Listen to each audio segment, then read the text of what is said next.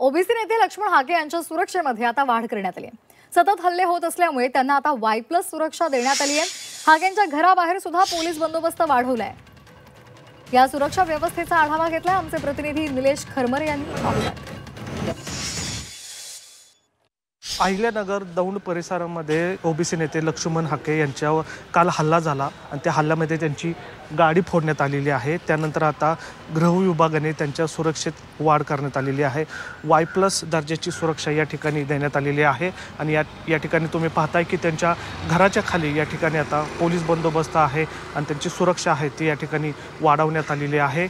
याआधी फक्त साध्या प्रकारची त्यांना सुरक्षा देण्यात आली होती, एक कॉन्स्टेबल होता, मात्र या ठिकाणी आता ही सुरक्षा वाढवण्यात आलेली आहे। जवळपास आता या पथकामध्ये 7 ते 8 पोलीस या ठिकाणी तैनात करण्यात आलेले आहेत। त्याचबरोबर त्यांच्या गाडीच्या पुढे पायलटसुद्धा असणार आहे आणि या ठिकाणी आपण पाहतोय की त्यांच्या घराच्या खाली जी सुरक्षा वाढवण्यात आलेली आहे ते पोलीस जे आहेत ते या ठिकाणी आता दाखल झालेले आहेत आणि आजपासूनच ही सुरक्षा जी आहे ती त्यांना देण्यात आलेली आहे। कालच्या हल्ल्यानंतर त्यांच्या सुरक्षितेत वाढ करण्यात आल्याची माहिती स्वतः लक्ष्मण हाके यांनी या ठिकाणी दिलेली आहे। जीवघेणे सातत्याने हल्ले त्यांच्या होत असल्यामुळे त्यांना या ठिकाणी आता Y+ दर्जाची सिक्युरिटी जी आहे ती या ठिकाणी देण्यात आलेली आहे।